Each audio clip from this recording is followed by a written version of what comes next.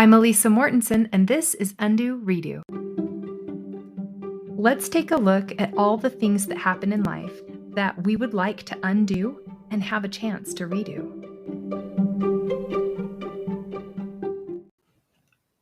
Hey guys, I just recorded the whole podcast, but I left out this piece where it talks about what the burning bush is. It's something that the Lord asks you to do that is really hard, but you're willing to do it.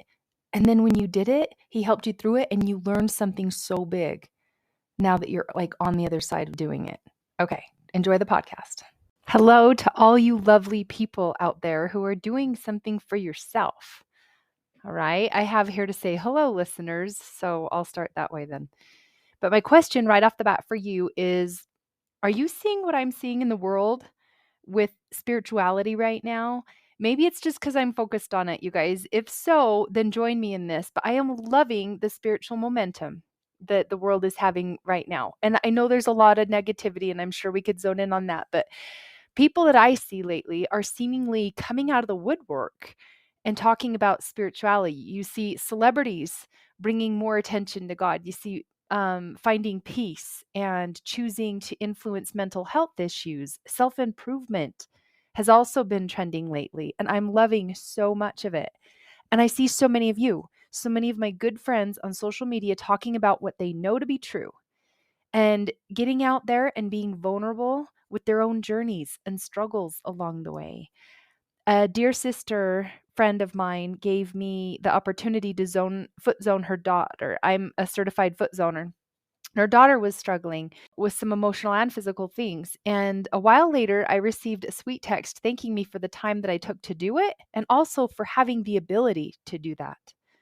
And how it has sparked a flame that led her and her daughter into finding some hope and some answers for her healing. So a while later, this same friend of mine on a Sunday hopped on Instagram Live for the first time ever. I think I've only done one ever, but she nervously and boldly shared her testimony of God's help and His mindfulness towards every little thing in our lives. And I thought to myself how awesome it was that so many of us are stepping up and being emboldened. And we're not keeping these little moments to ourselves anymore, but we're sharing them with the world and putting them out there with conviction, and we're showing our discipleship. We're outwardly expressing our commitment to Him and our belief in Him. Today, I want to share some stories to demonstrate how I receive guidance from heaven. And real quick before I forget, please go give me a review. If you have to pause this and go give me a review, do it, because I need reviews, I guess, right? And I've said it a couple times, but I keep forgetting. In order to reach more people who need help in this way, and I'm learning how all this works, please, I keep forgetting to mention, go give me a review. All right. When you give me reviews, it puts it out there for more people to see because it's something people like. So if I have to text you all, I will. Some of you, I don't even know who are listening because you tell me later and I had no idea. But please, I'm asking you, if you find any value in this, go do that. All right. I am going to show you a little bit about how God guides me, and maybe, hopefully, you'll see His guidance in your life. Or this will open some inspiration to how you receive guidance. I think we're pretty good about talking to Him, most of us. Like, oh, I forget to pray, but we have little prayers in our hearts all the time. And this is only one area, you guys. This burning bush that I'm going to talk about, I have it in so many areas of my life, but this one is just the area that I'm going to talk about today. And it's a past story, so you'll enjoy it. But just like you, I've searched and prayed for answers for many years over many topics, and probably a lot of the same struggles you're dealing with, very similar to yours, I'm sure. But when I was little, of course, I just prayed formal prayers several times a day as I was told to. At some point in my young adult years, I pretty much was praying to ask for things I wanted, usually for things to be a certain way, or for a certain outcome to happen, or for there to be a different way than what there was happening at the moment.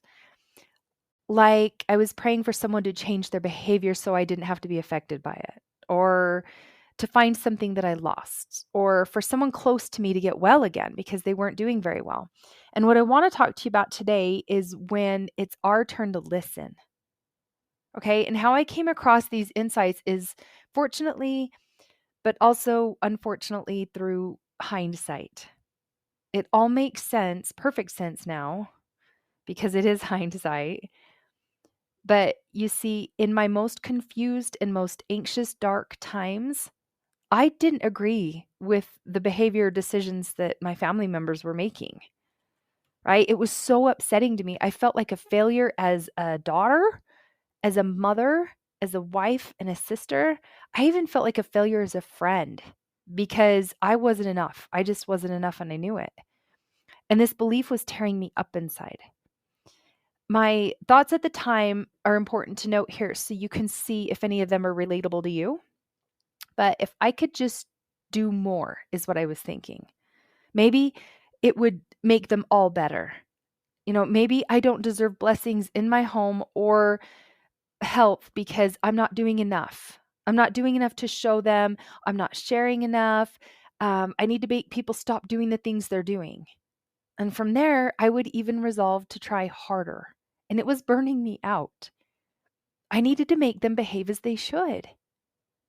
Right? And this, I'm mostly talking about like, oh, what's going on in my home, like my husband and my kids. But I needed to point out everything they were doing wrong and everything that was against our belief. They were choosing to go against how we were taught and what we were raised on. They needed to change and fix it, or it would all fall apart. And maybe we'd never be happy again. I'm not sure what I thought, but I needed to fix everyone and everything. That's what I do know. And it needed to be now, and the sooner the better. So these are how my prayers lined up, right? Because I hated not feeling like I was enough, and I needed them. If I could just get them to do it all the right way, then it would mean I'm finally enough. I did it, right? I did it. Now notice that's not my job. First of all, you wonder why I was so miserable? Another area that was a constant struggle was my home. Like the thoughts I had about my home, the actual space inside of the house itself, okay? It was not a sacred place to me anymore. Sure, it was dedicated when we built in 2003, and I understand that, but what went on inside and what was brought inside all the time was not always things that were pleasing to the Lord. And I was so disappointed in myself and in them. I remembered saying, Lord, just tell me what to do. I feel so awful. It'll never be good enough. Like I can't get it there. I would just plead with heaven in prayer. I would feel so abandoned and lost and upset. One of the moments that's so clear to me when I think about this time in my life was when I was kneeling in the laundry room. I had been crying for quite some time. I had gotten the attention of my youngest teenager who came by me, and I almost said out loud, word for word, not while he was in front of me, but just like he came in to check on me because he felt so bad, but I would do anything it takes to reach them. Help them hear me. Like they can't see how much hurt they cause. Why do they not care like they should? How can they just ignore what is true and what is right? I can't stand by and keep allowing them to make these decisions. I won't have it. That's what I kind of sounded like in my head. Not kind of. I remember that moment really well because it was pivotal for me. But I just felt helpless and confused, desperate, and I had so much despair. Despair is what I call it. I was just deflated. And all I wanted was to be happier and to show everybody a better way. Everyone around me had kids and husbands and they all seemed to like and choose the Lord's way, and they were all in it together. Go worship every Sunday together, and that's what happiness looked like for me. I thought I was like, that's what happiness is. And I just felt so alone because I didn't have it. Why couldn't I have it too? I saw how important my older brother was to my parents and how my husband had so many reasons he didn't want to be around or come with us.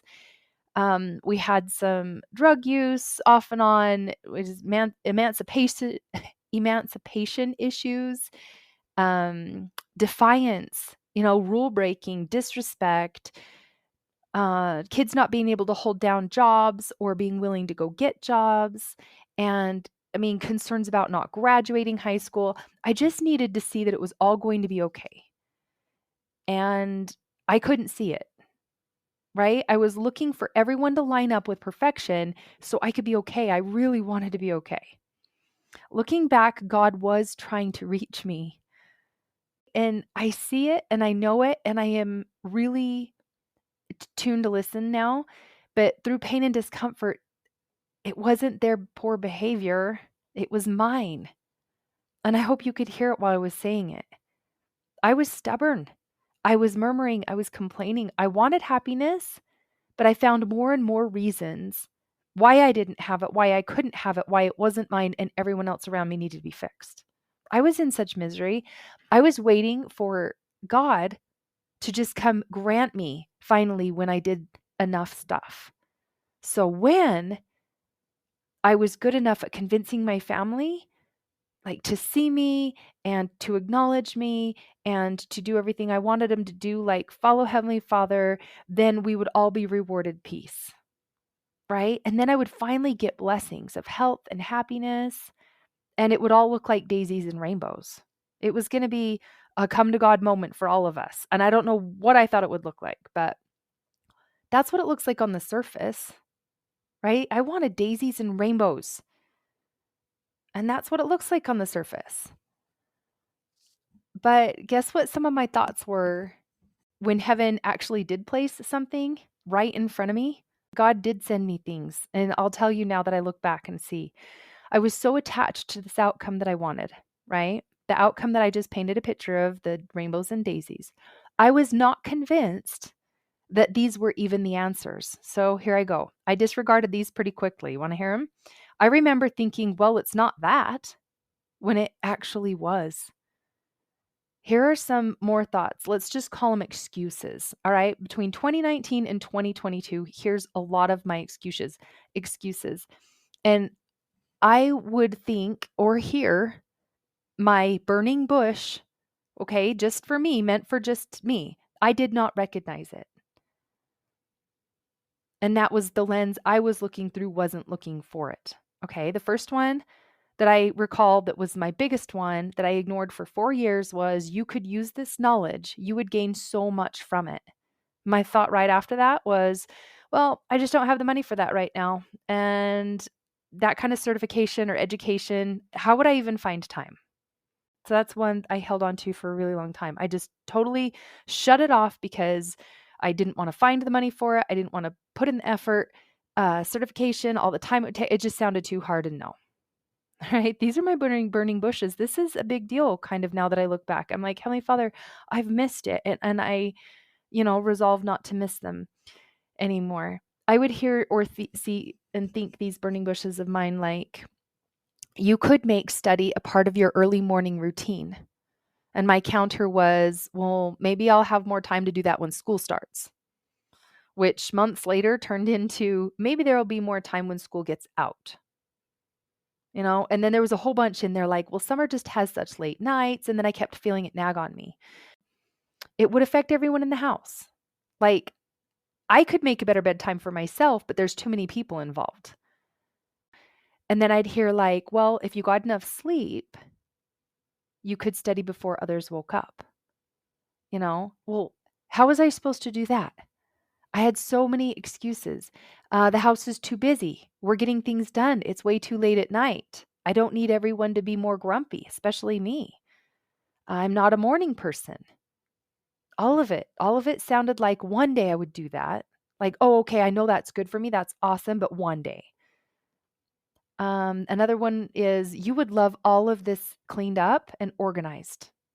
To which I would counter it with, I will organize it one day. I know I'm going to feel better when I do. I just haven't got to it yet. There hasn't been time. There hasn't been this. There hasn't been this. And then I'm sure I could have found time and set it aside and just gone after it, but I didn't.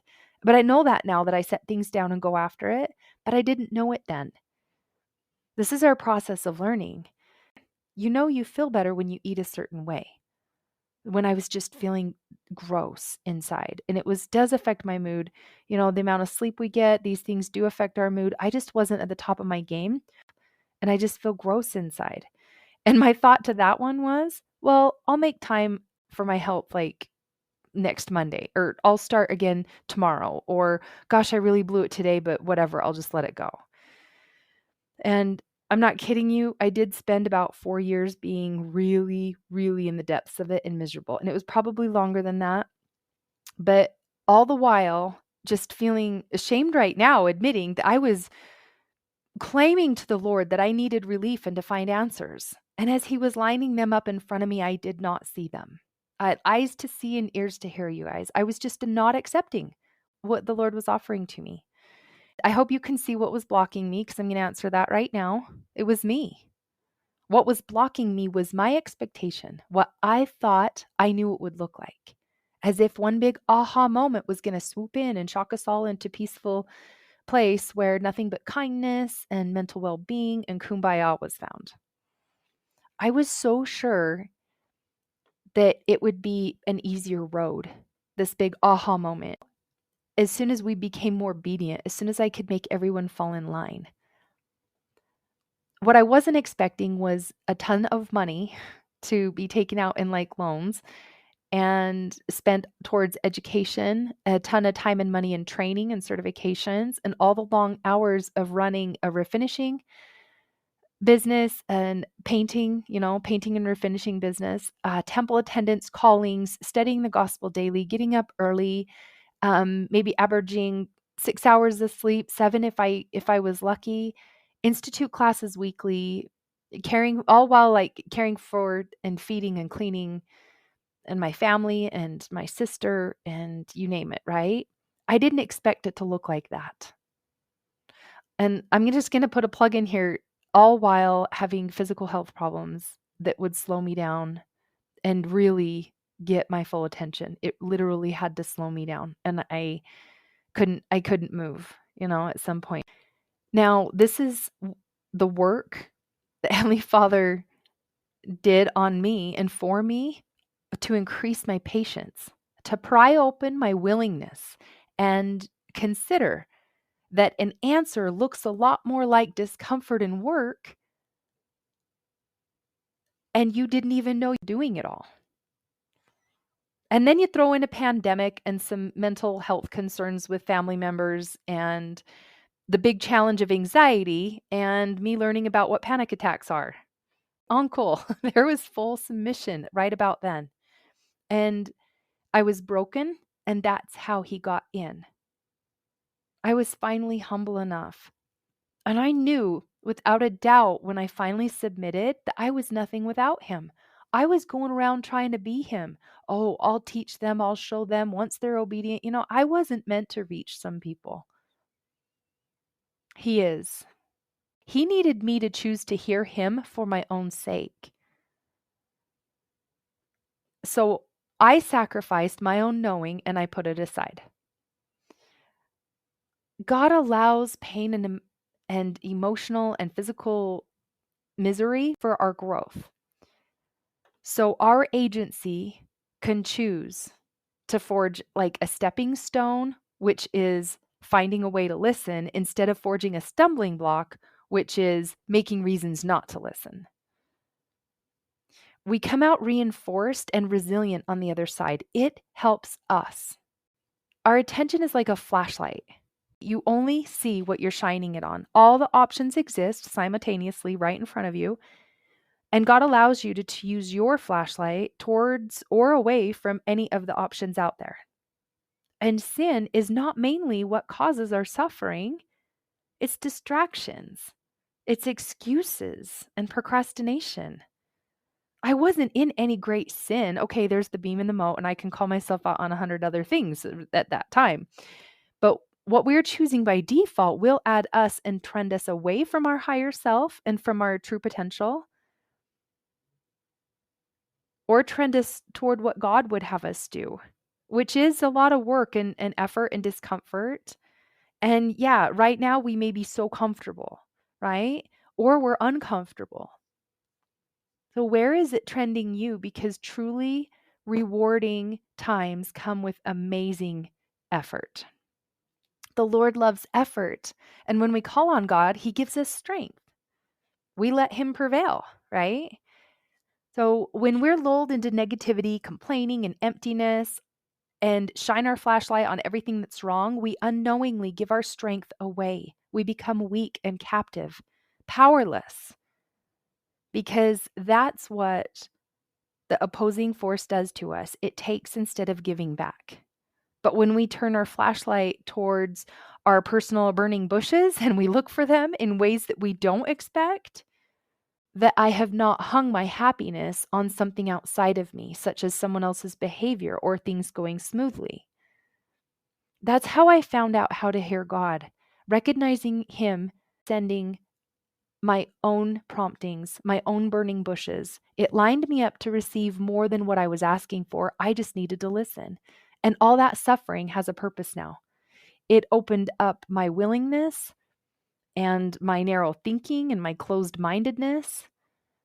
Romans 5:3-5 says, "We glory in tribulations, knowing that tribulations worketh patience, and patience experience, and experience hope." So He was answering my prayers all along. I hadn't yet learned how He guides me. The last thought I have you ever considered that even when someone doesn't know about God, religion, or faith, they do know how to find peace and connection? They feel joy in nature. They feel joy in movement, breathing, and belonging. So it's below the surface. We all know it's there. It's not what we're seeing in the moment. Otherwise, we're not fully loving what we have in front of us. I was the one rubbing my loved ones' faces in everything they were doing wrong. I was separating myself from them by being self-righteous and a victim to it all. If you liked this thought, go back and listen to my last podcast because it gets pretty deep into that topic of loving people where they're at and leaning into them when they struggle. And share this with whoever came to mind because that's how it works. When you listen, He trusts you and then He uses you for all of His purposes. So be the one that He can use to further His work. He meets others' needs through us. So I love you all, and I'll talk to you either on our next call together or next week's